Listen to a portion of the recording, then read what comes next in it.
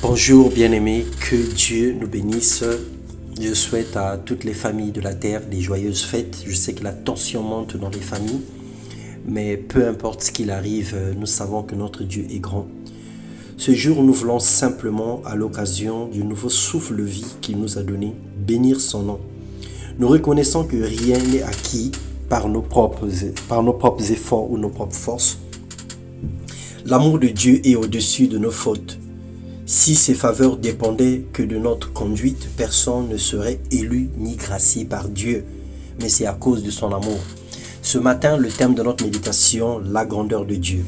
Lorsque nous lisons dans Job 36, le verset 22 au verset 23, la Bible dit ceci, 33, la Bible dit « Dieu est grand par sa puissance. Qui saurait enseigner comme lui, qui lui prescrit ses voies, qui ose dire tu fais mal. Souviens-toi d'exalter ses œuvres, que célèbrent tous les hommes. Tout homme les contemple, chacun les voit de loin. Dieu est grand, mais sa grandeur nous échappe. Le nombre de ses années est impénétrable, nous dit Job.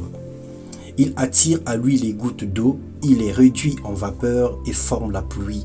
Les nuages, en la laissant couler, il la répandent sur la foule des hommes.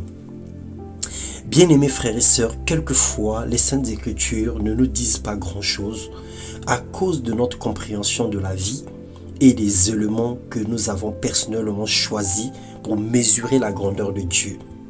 En fait, la Bible, la parole de Dieu nous parle de Dieu. Mais nous ne prêtons pas attention à certaines choses pour pouvoir réaliser que Dieu est grand. Plusieurs mesurent la grandeur de Dieu par la quantité d'argent qu'ils amassent, d'autres par la puissance physique de leur famille, pire encore par le bonheur matériel. Dieu est plus grand que toutes ces choses.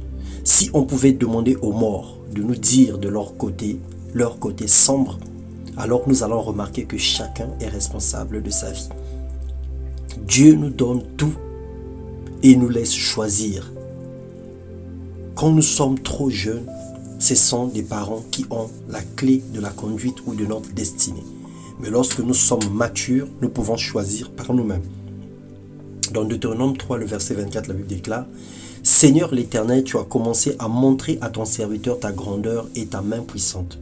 Car quel Dieu y a-t-il au ciel et sur la terre qui puisse imiter tes œuvres et tes hauts faits? Il n'y a personne qui puisse faire comme l'Éternel des armées, comme Dieu fait. Alors bien-aimé, ne te fâche pas contre Dieu pour ce que tu vis. Ne te renferme pas dans ta colère pour les situations qui sont restées sans suite. Examine ta vie, sois humble et reprends à zéro, car l'amour de Dieu est un océan sans limite. Chacun trouve des réponses dans sa présence.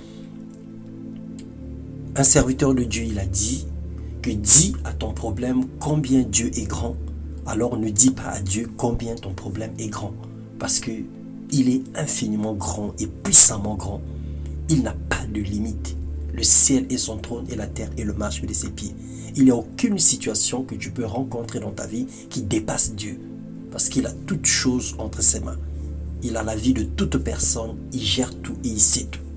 Alors que Dieu se manifeste encore dans nos vies au nom puissant de Jésus-Christ. Le jour qui nous reste à partir, à aller dans un nouvel horizon, dans une nouvelle année, que la gloire de Dieu se manifeste dans nos vies. Rentre avec la pensée que Dieu sert un Dieu puissant et grand, lui en qui rien n'est impossible, qui est capable de tout.